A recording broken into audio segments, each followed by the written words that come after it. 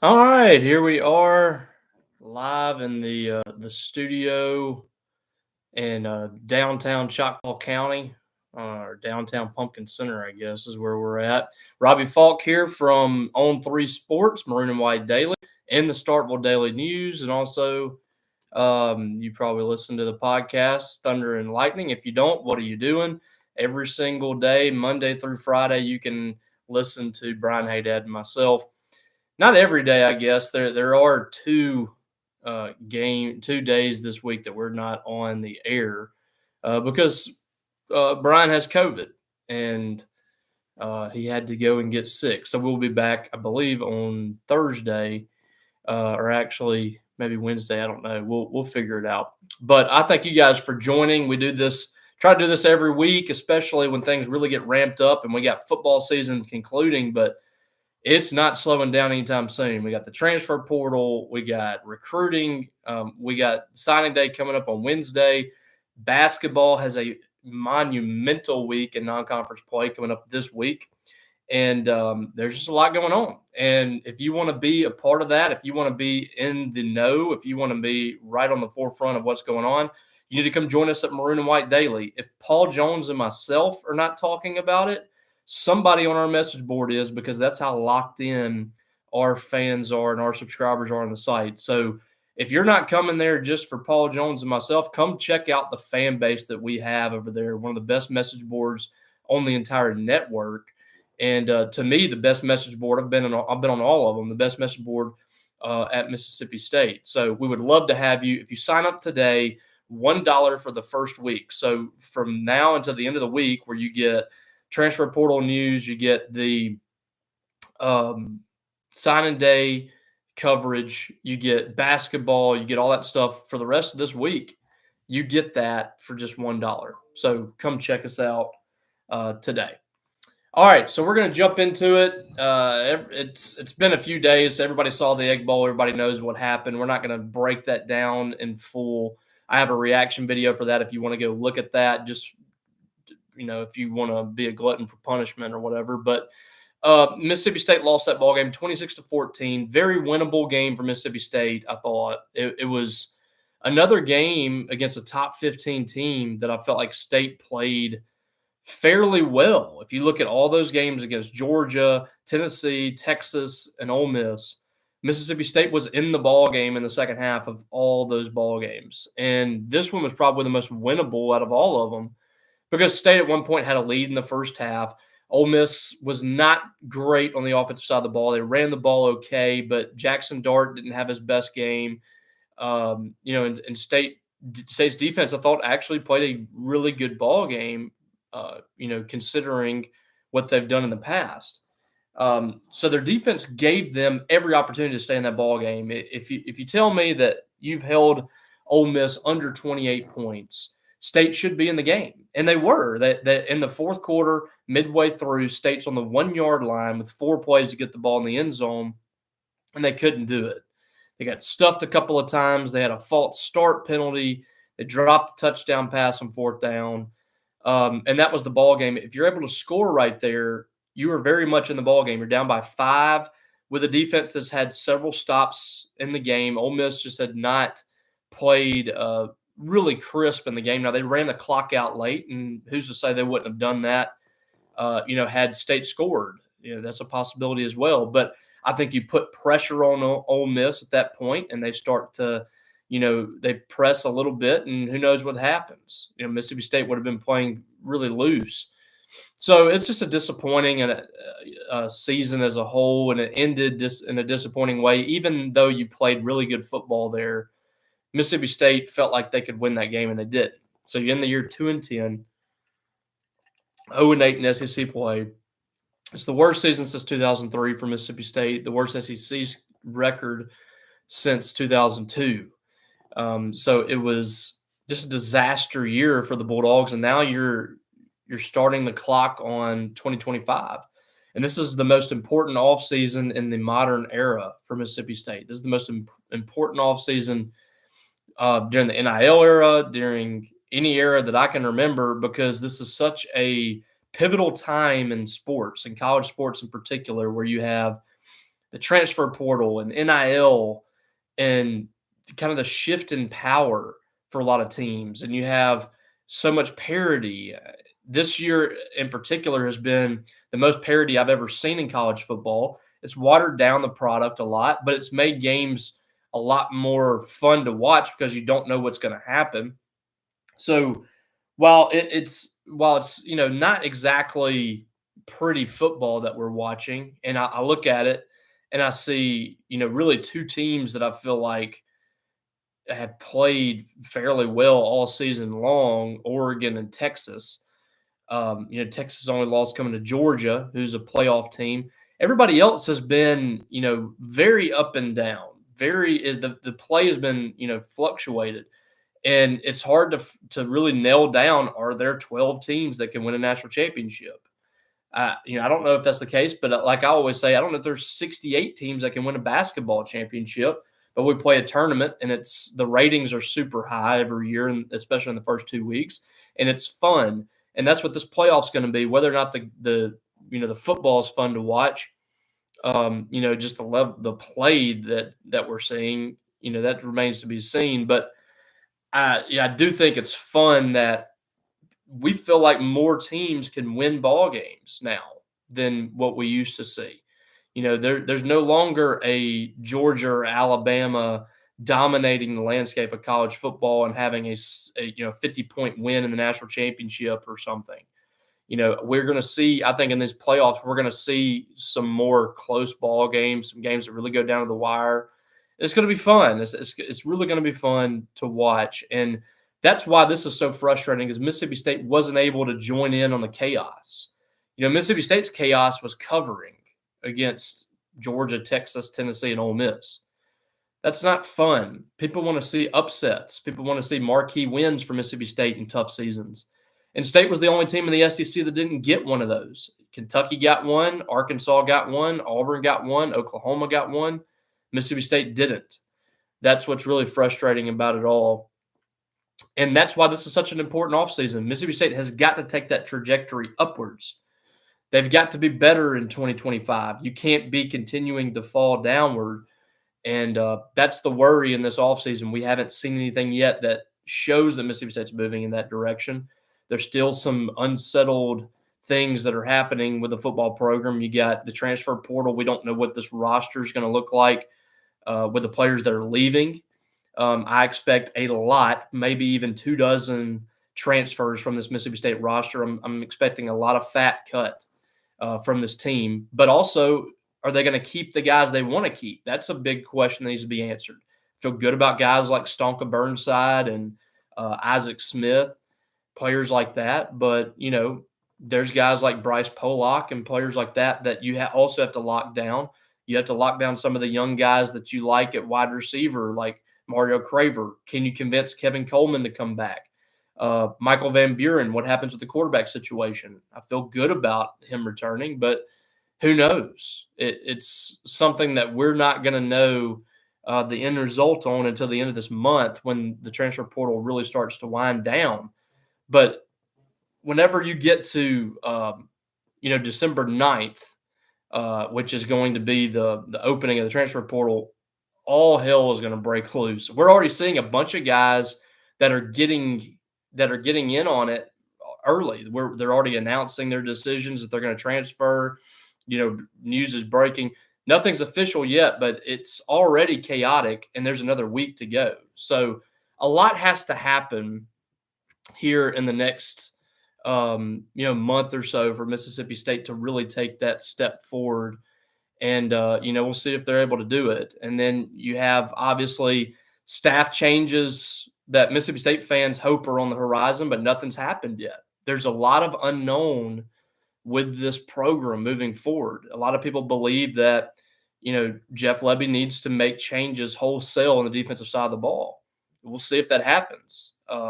And we'll get into that, obviously, because I know a lot of you guys want to know, what's going to happen there. And I'll just go ahead and preface it by saying I don't know 100%, but I'll tell you kind of, what I do know right now. I don't expect any changes until after Wednesday. And that's something that I was told last week. If they do make changes, They're going to wait out this, kind of settling down, having these meetings with players. Jeff Lebby's got to have exit meetings with his coaches, and they're trying to wrap up a recruiting class, and they just had official visits wrap up yesterday. This is such a weird schedule that you just don't know.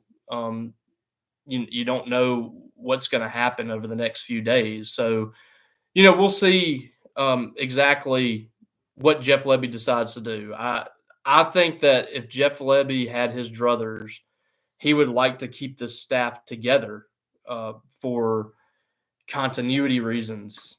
And agree with that or not, that's what he believes he needs to do. From what I've been told, I don't know if that means that he's going to keep the entire staff together, or he's just going to make a few changes here or there. But I think that the general feeling around the Seal Complex, what I'm hearing, is that Mississippi State needs to improve the roster, and they need to have consistency inside the building. Right or wrong, that's the feeling with this coaching staff, is they need consistency from one year to the next, and they need to have better players and a deeper roster than what they had this year. So we'll see what happens. I don't know what is going to happen, and I think we will know something after signing day.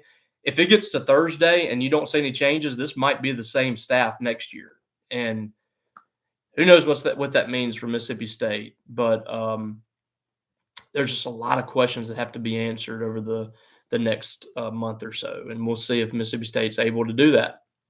All right, so with that, we will get into some questions and comments. If you got them, drop them in over there. I'd appreciate it.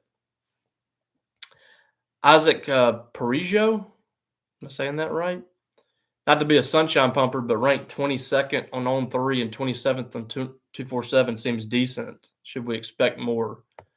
It is decent. I think it's it's an okay class. At the end of the day, when you look at those rankings, and that is interesting. I just saw that they must have gone up on some. I'm guessing some other networks ranked players, because earlier when I looked, it was 26th, I think. So they've gone up 4 spots. Not bad. I think a lot of the JUCO guys got rated today, and you do have a solid JUCO class so far. Xavier Hardy's the number 1 player in the country in JUCO by 2 different publications, us and 247. Tony Mitchell is a 4-star composite player. So you have some good players. I think Saquon Miles went up today. So yeah, I mean, it's a solid class. I think it's a solid class. They've hit some needs. The key is closing this out. They need to hold on to what they have. If you hold on to what you have, it is a very solid class. I think it is. If you can keep Tyler Lockhart, if you can keep who else they got that's trying to get poached? Saquon Miles. Ole Miss is after him. Ole Miss is after Tyler Lockhart. Just scrolling through, trying to think of who else. Davian Jackson is a guy I really like that I think a lot of teams are after, but I think State should hold on to him. LaCavian Jackson just got an offer from Florida State. Paul Jones has an update about him on the board. We'll see if State's able to keep him. And again, if you want to go check that out, $1 for the first week. But yeah, if you keep what you got, and there's a couple of other pieces that they can add to this class, it's looks to be a top 25 class before you get to the portal, and that's good. That's you're backfilling some players, you're balancing out the classes a little bit, and then you can bring in what you want out of the transfer portal. And that would be a great start if State can finish with what they have, get a couple other guys, and then go get some players out of the portal that they feel like can really help them, especially on the defensive side of the ball. It'll be solid. Justin Tidwell, is Lebby really willing to risk losing fan donor funding to give Hutzler another year? Even if they think it's because of talent, we aren't getting difference makers to turn it around. That's kind of the fight that you're having internally between State fans and Jeff Lebby right now. If he keeps Hutzler, it's because he believes that it's a player issue. It's a talent issue that Mississippi State has. And, actually, I completely agree with that. I think that the talent is the biggest issue that Mississippi State has. I've been consistent in that. I don't think that Coleman Hutzler is 100% the problem. I think that Mississippi State has a extreme talent and depth issue, especially on the front line.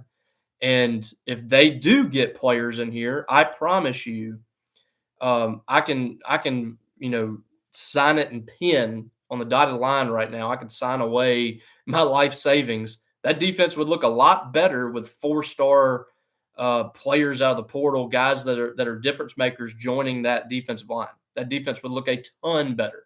We wouldn't be talking much about Coleman Hutzler if Mississippi State had Ole Miss's defensive line or Texas A&M's or even Arkansas's. I don't think we'd really be talking much about it. But because of that, you have to get players out of the portal. And the opinion of myself and a lot of other people is that it's going to be difficult for Mississippi State to do that.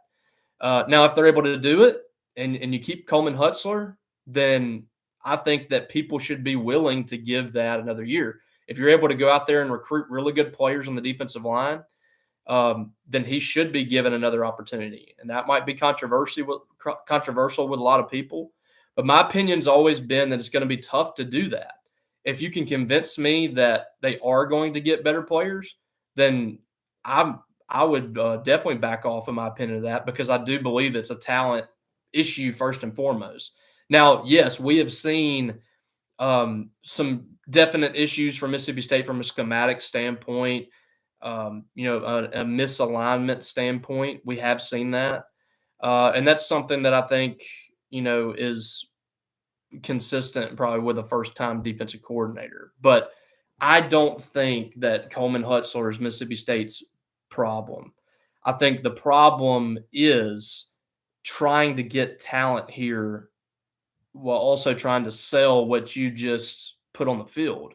It's going to be difficult. But if Coleman Hutzler can do that, and if Mississippi State can do that as a team, then we'll see what they got. The spotlight is on Jeff Lebby right now. Whether he makes a decision on Coleman Hutzler or not, he's got to get better players.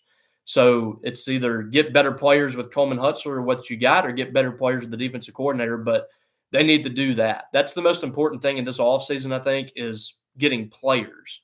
And whatever Jeff Lebby believes is the way to do that, then that's what he needs to do. And then he'll have to answer for whatever the results are, next season.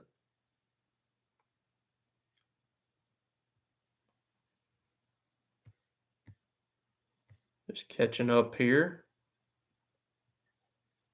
Dark Steel, what's up, man? Austin says if Hutzler stays, I'll hold my Bulldog Club membership, but I'm dropping the season tickets and NIL. There's a lot of people that have that thought. I mean, there are a lot of people that are threatening to pull their, season tickets, their State Excellence Fund membership. It's just gotten to that point. I just feel like State fans, at least, in the average State fan, the one, maybe not even the average State fan, the people that are the diehard State fans that aren't at the top of the list, that aren't in the skybox, that aren't, the big time donors. I think those average State fans believe that they aren't being listened to. And this is something we talked about on Thunder and Lightning earlier today. People that I talk to, they believe that they are being ignored, that their thoughts and concerns are being ignored. And when you have a fan base, and, college athletics everywhere, it's every fan base, when fans are now footing the bill more than ever, they deserve to have their voices heard. And I'm not saying let them call plays. I'm not saying, whatever they say, you make the personnel decision. But there's a very, very loud majority of people that are displeased with what they're seeing within this football program. And that's kind of the sentiment now is how else are we supposed to be heard? And the only way that people believe that they can be heard right now is by pulling donations, things like that. I don't know if I agree with that, because I don't know if that's going to help. It's not going to help Mississippi State get players. It's not going to help Mississippi State get better things unless Mississippi State's administration hears that. And I don't know if that's going to happen or not. So far we haven't seen anything that would suggest that it would. But I hear you on that. I completely understand where you're coming from with that, and there's a lot of people that feel that same way. Ed, Hill State from Hoover. How's it going, man? Love Hoover.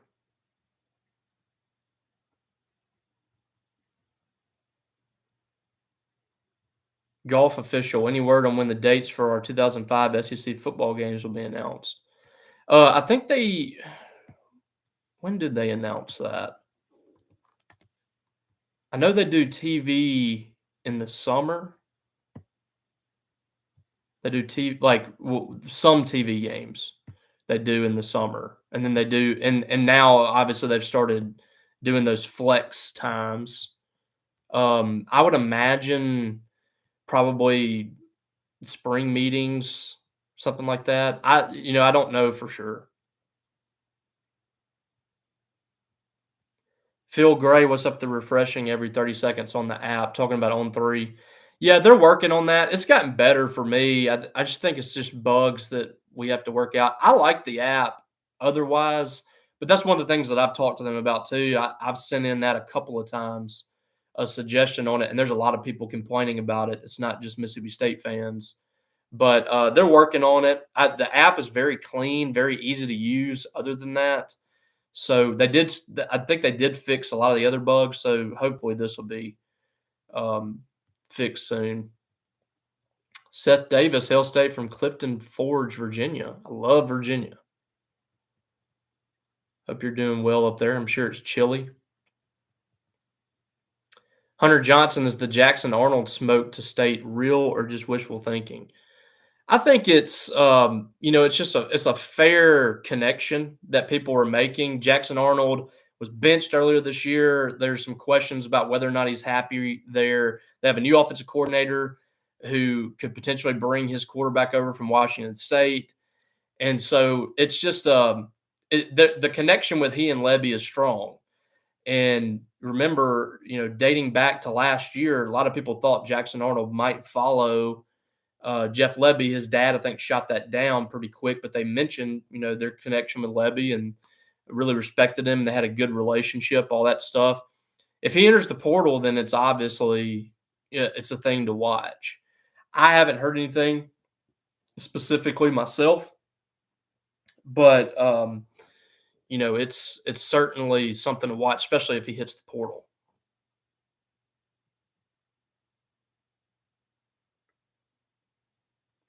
Quentin Lindsay, was Indiana's coach considered by anybody at State during the last coaching hire? I think he was certainly, a name of interest. I don't know if it ever got serious between Mississippi State and Kurt Signetti. That's a guy I liked a lot last year. A lot of the people that were concerned about that were just talking about his age, and I mean the guy can coach, and he's proven that this year. Age hasn't been an issue for him. And I think what State's I think they're going to try to do, a little bit of what he did last year. If you look at what Indiana did in the transfer portal, a lot of group of 5 players that had experience. They didn't waste their time a whole lot with these Power 5 guys that didn't play very much or that had a history of injuries.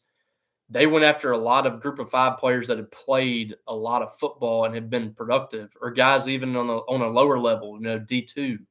I think State will utilize that some. We've already seen it with the Kennesaw State kid. Production, playing time. He's played a lot. He's not coming in here with a year off. I don't think State's going to go after a lot of guys like that. I don't think we're going to see a whole lot of Kedrick Bentley Jones and guys like that. That State goes after. Wilkie Denode. State's going to go after guys that have had experience, that have had production, no matter where it has been. We've already seen an offer go out to UAB's offensive lineman center, who was really good this year, one of the top centers in the country. and State threw their name in the hat. We'll see if they're able to get him on campus, at least for a visit or something. But I think State will take a lot of what Indiana did and how they kind of rebuilt that team this year, and Kurt Signetti was able to do a great job in the transfer portal. We'll see if State can do something similar.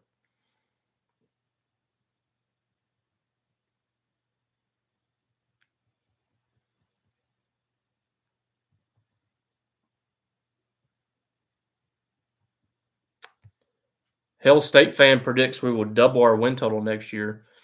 Wouldn't take much, but I think a lot of people would take that, but they would like to have more than 4 wins. 4 wins would be improving, but you would like to get to 5 or 6 at least.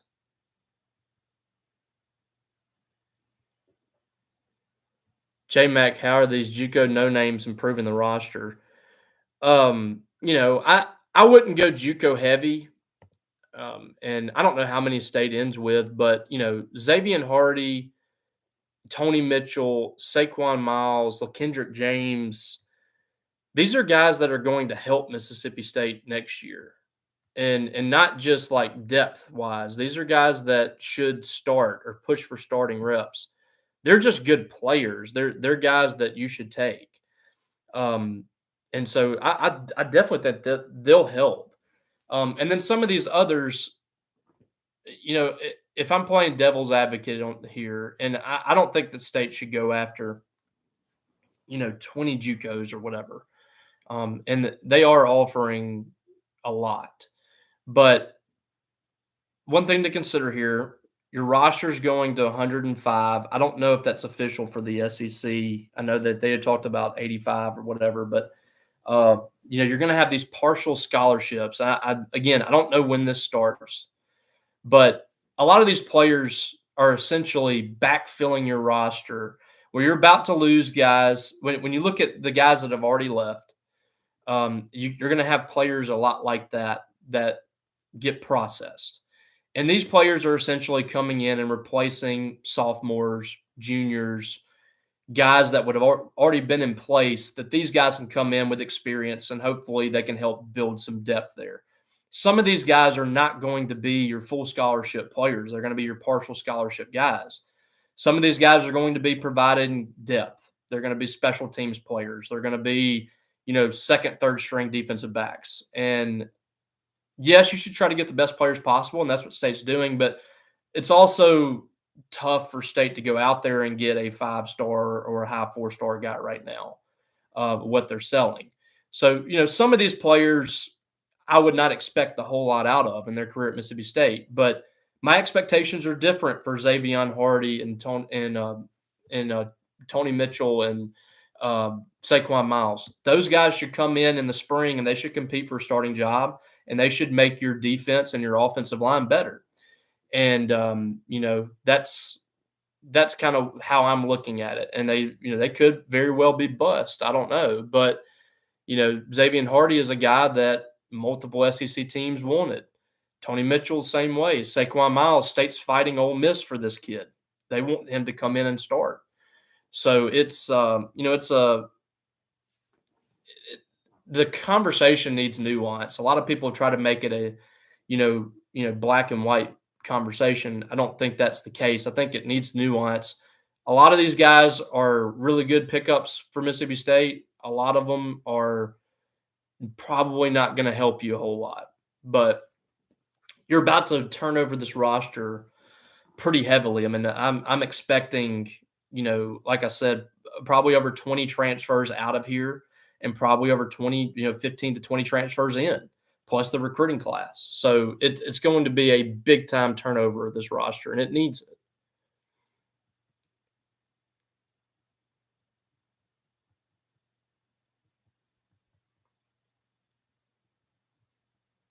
Adam Carnathan, any idea why David Turner blocked you? No clue. I've always been a huge David Turner fan. I've defended him even, with his defensive line struggling the way that it has. I imagine probably saw one of my tweets come across that he didn't like, which a lot of people have. And Didn't want to see me anymore, so he blocked me. I've been blocked by James Franklin for whatever reason, Aaron Andrews. Sometimes I just have no clue what I've done to get blocked. Marcus no longer interested in subsidizing a losing program. If I'm not mistaken, 2 of the last 7 had a sense of hope, maybe 3 with Moorhead's first year. Yeah, again, I mean, I don't blame you guys if that's your stance. I can't. The entire program is hard to follow right now, and I can't imagine spending a lot of money on it. But I gotta say, I appreciate the people that do, because Mississippi State would be in a really rough spot if fans didn't care. Evan Garrett, what's State's best outcome for next year? 6-6, maybe. I mean, and maybe even better. I don't know until I see this roster. It's just hard to know. State's got to get better with their roster, and until that happens, I can't predict anything super positive. They've got a lot of work to do. Kobe Walker, do you feel good about the basketball team after the loss to Butler? Yeah, I do. I think that was a bad game. Chris Jans today was talking about it and kind of their issues defensively. That just was not really like them. With what we saw defensively, it's not something that I see being an issue long term. I mean, this team's been pretty good in the first, uh, 6 games, 7 games, whatever it is now, and that was a bad night. Butler shot the lights out. They were physical defensively. They were physical at the guard position. State couldn't finish around the rim. It was just a bad night in a neutral site, a day after playing a game. A lot of things happen in those situations. I think State's going to be fine, but Wednesday is a huge ball game against Pittsburgh. It's a huge opportunity for this team. You're in a great spot with your net. You still got 2 really big games ahead with Pitt and Memphis. I think you need to split one of those. But Wednesday's huge. It's huge for the women too. The women are taking on a top 25 net team in Georgia Tech on the road. So 2 just massive ball games. Faith Family Farmer need a better fan experience. Where are we with the LED lights? I just don't see them getting the LED lights this year. They got to fix the sound system. It's a disaster. The fan experience thing it's a big problem right now, and State's got to get better at it.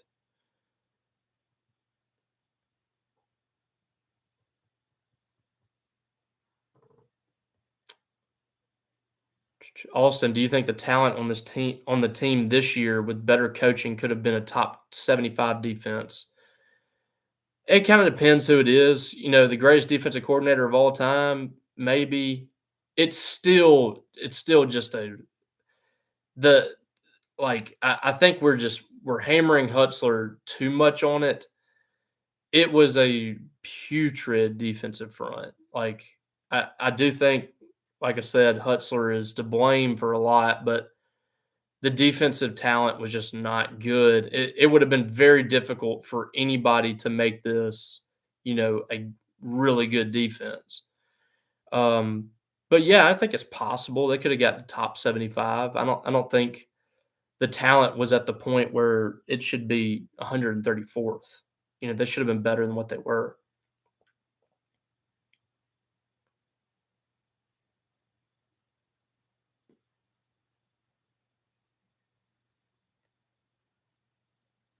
Justin Tidwell, did you expect JJ Harrell to transfer?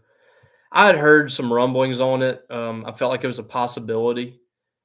Just wasn't happy with the fact that he didn't play much this year, and I get it. But there were players ahead of him. He had an injury in the spring that really set him back, and I think that was a big issue for him. And he never was able to get on the field. They were redshirting him, and decided that he wanted to go try something else. So best of luck to him.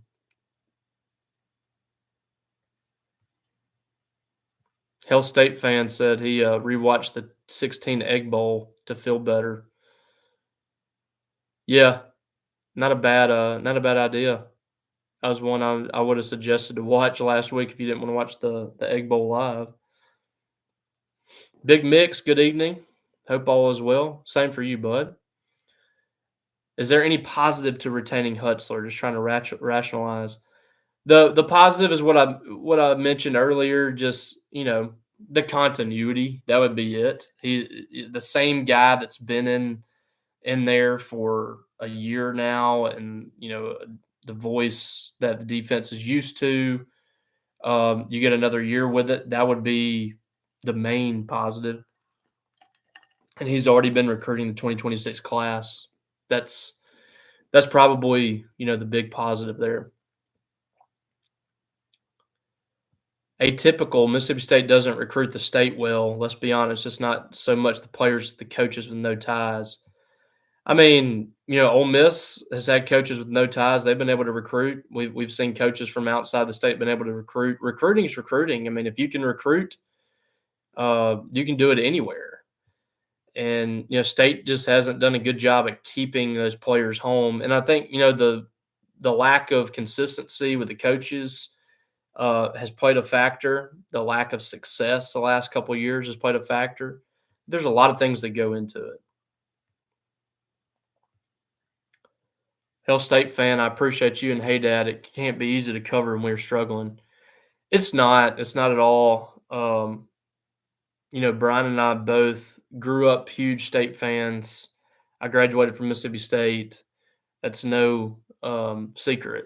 And I feel like I can call things fairly down the middle and kind of call it for what it is, but it does. It sucks. And it sucks ticking off people at this university, but it happens. And at the end of the day, all I want is what's best for Mississippi State. I'm not doing it out of an agenda other than the fact that I want Mississippi State to succeed and I want you people to be happy. Because when you're happy, my business is thriving. When you're mad, my business is thriving too. But I would much rather that be everybody happy and on the same page. I don't like when Mississippi State loses. I have an emotional attachment to it, and I have a attachment to it with it being my job. So yeah, it's tough. Bryce Overby, what would you put as a percentage of likelihood that by next season, one, stadium upgrades, two, landing 10 SEC caliber starters, and an additional 10 that are at least really good two deeper? Ooh, I could see some stadium upgrades. I could see, maybe new speaker systems, stuff like that. Um, Landing 10 SEC caliber starters, that's a lot. I would set the likelihood percentage pretty low on both of those things happening. Jay in Baltimore, sorry to go off topic, but thoughts on the surprising struggles of the Ravens, Justin Tucker. I love it. I love to see Justin Tucker struggling after all the kicks he's made against the Pittsburgh Steelers. It's about dang time that he starts to become incredibly mid. He missed two, I think, against the Steelers, and continues to miss them. I love it. I wish that he would retire because he has put me through misery several times. Great kicker. I don't want him to succeed anymore. I haven't wanted him to succeed for a long time. And I know you're a big Baltimore fan, Jay. I love you for it.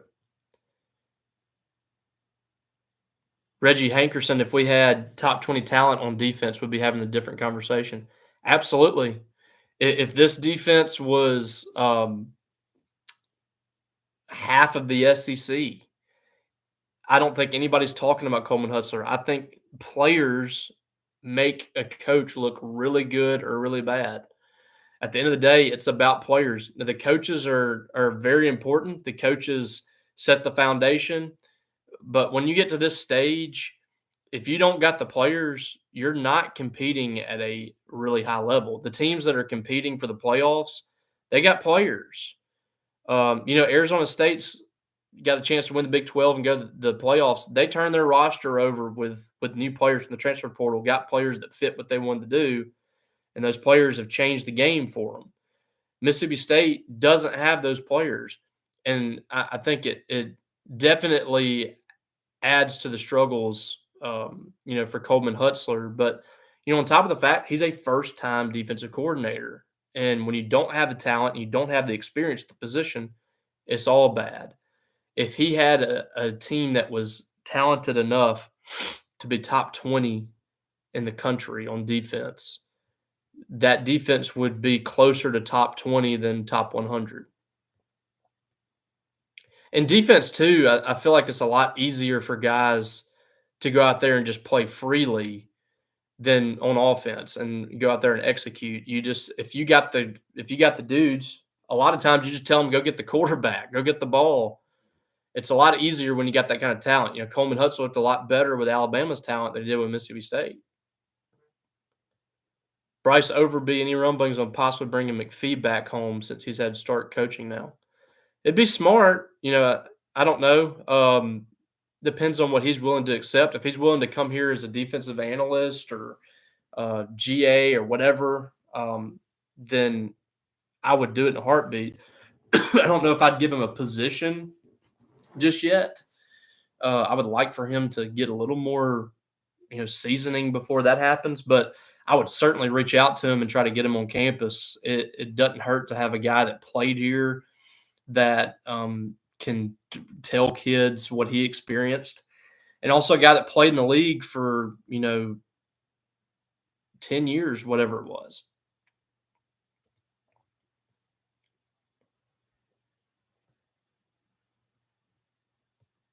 Rodney, you've asked multiple questions on the rumblings, but they have never been answered. I like my tweet. Is it because my account is anonymous? I don't know, man. Are your tweets protected? If they're protected, we can't see them. Other than that, I mean, Brian pretty much reads all of them, so I don't know what to tell you. I haven't seen them. I have not seen any of your tweets. Hell State fan, the coaching turnover for a few years has been a huge detriment to our recruiting. People have to understand that. Yeah. State's got to have a coach. That's why, you really need Jeff Lebby to show progress next year, because you've got to have somebody here for a little bit. You can't have this constant turnover. Somebody's got to be in the big seat and building a foundation, because right now you just had turmoil after turmoil. They've got to have Jeff Lebby or somebody stay in that position for a while to let things kind of settle and give Mississippi State an identity again.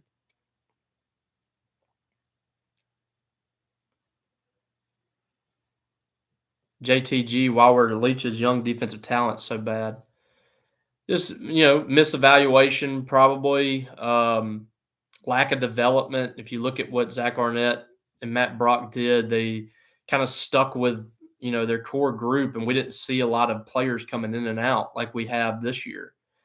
So that's a little bit of both. It differs from player to player.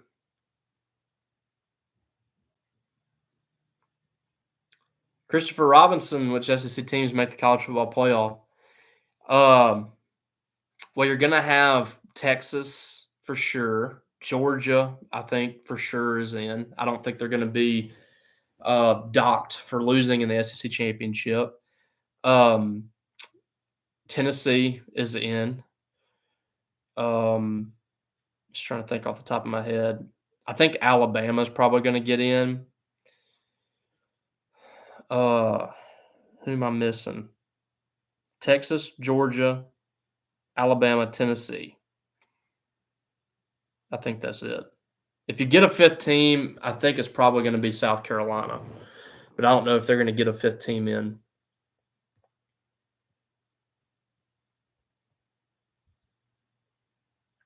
Atypical, what year did you graduate from State? I graduated in 2013. I graduated high school in 2007. and I did not go to law school or dental school or get my doctorate. That was a straight up bachelor degree that I got. It took me that long. I screwed up a good bit, um, both in the classroom and out of the classroom. But I got my degree at the end of the day, and it's proudly on my. I don't even think you can you see it? No, it's all the way over here. It's on my wall over there, right there. So, yeah. Jay in Baltimore always bringing some baseball questions in here. There seemed to be some positive buzz around the Diamond Dogs coming off fall season. Very doubtful we can replicate the success of the starting pitchers. Yeah, but here's what I'll say about it is last year we didn't know what to expect with the pitchers either. We thought that they could improve. I remember even going into that first weekend and I asked Chris Lemonis, does he have a starting rotation? And he said, we got like 7 or 8 guys. We don't know. We don't know what's going to happen. And they threw, Nate Dome out there on Friday night. We had no clue what Cal Steven was going to be. Durangelo needed to make a huge jump. They got the guys. So we'll see what they're able to do. I'm not going to doubt Justin Parker after what we saw last year. So we'll see. They definitely have some depth and they have some dudes. They have some guys that can get it up there. I like the pieces they have. I just don't know who fits where. Dylan Batia, the main areas to address in the portal is both sides of the trenches, and we need to reach for a decent running back to complement Daniels and Davis. Yeah, I think offensive and defensive line for sure is your top priorities, and then I have defensive backfield and wide receivers too. But yeah, running back, I think they do go after one. Is Davon Booth finished? Yeah, he's done. He doesn't have any more eligibility left, so um, I think they're probably going to go after transfer portal guy, and they have two good freshman running backs coming in as well. But you don't want to count on them. I like Xavier Gayton. I think he's going to be really good for them. Kyle Wilson, what's the story of the Egg Bowl trophy? So the two teams continued to they had after ball games, way back in the day. I think in the 1930s, the Egg Bowl trophy came along, and the two teams fought, and the fans fought after every Egg Bowl, or I guess back then it was just their matchup. The two teams wouldn't stop fighting, so they decided to create a trophy for the ball game, the Egg Bowl trophy, and that didn't seem to slow things down at all. I think what really set it off was there was um, the Ole Miss won the ball game. I think they tried to tear down State's goalpost or something, and State fans came in and were throwing chairs and they were having a melee out there, and they decided to create this trophy. And we've seen a lot of fights since then.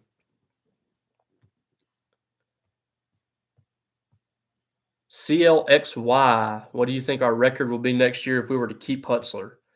Again, it just depends to me on the talent that they add.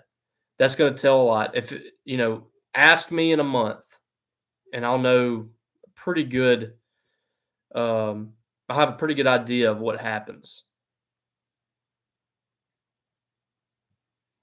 Jay in Baltimore, can you explain the story behind the Rick Stansberry great game tweet that seems to appear? So the tweet is the great win for Mississippi State, and I forget who that was against, but Greg Ellis, the former SID, I was in media relations during that time, I think. I want to say that's either 2012 or I think it was 2012.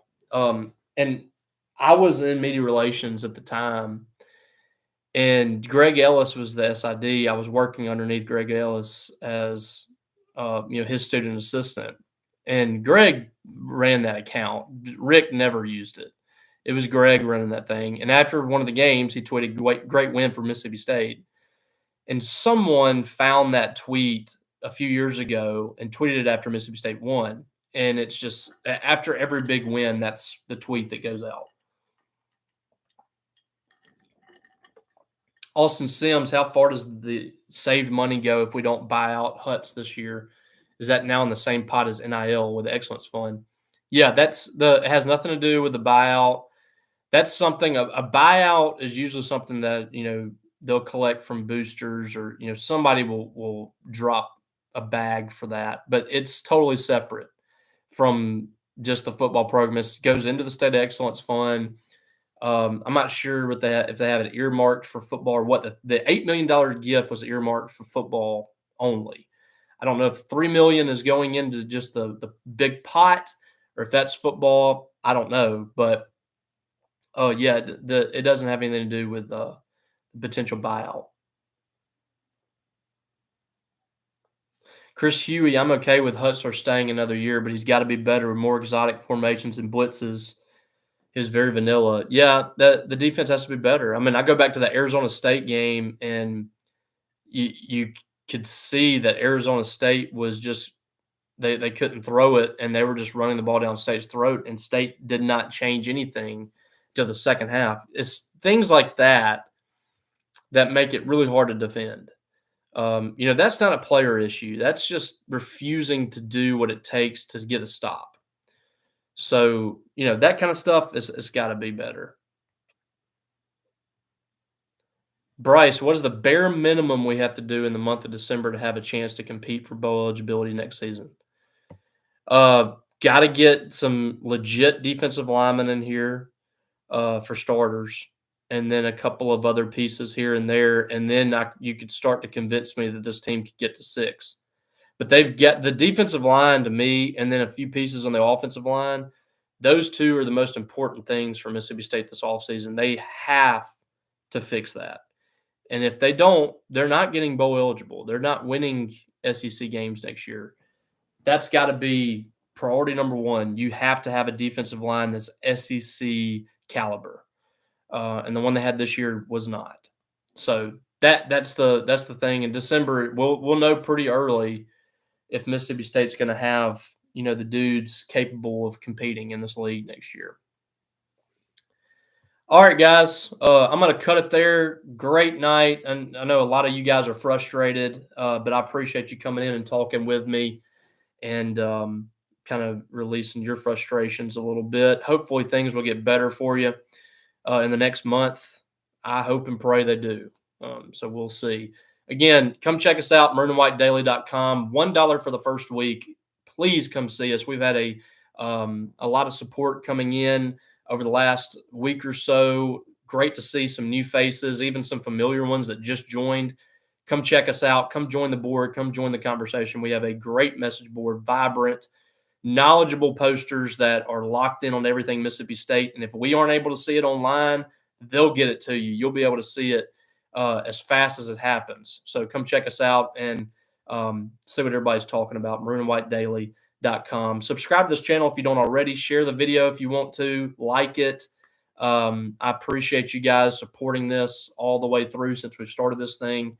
It's been great. But other than that, that's all I got to say. Hope to see you guys at the Hump on Wednesday. That is a huge game. Mississippi State needs a huge crowd there to provide a great atmosphere to get a top 25 win, top 20 win now. Pittsburgh's moved inside the top 20. This is a NCAA tournament Sweet 16 type team that Mississippi State's going to be playing. Really good ball club. This is a great opportunity for the Bulldogs to get a huge net win, and they need a big crowd there. So hope to see you guys there. If you see me, say hello. But other than that, appreciate you, and I'll catch you down the road.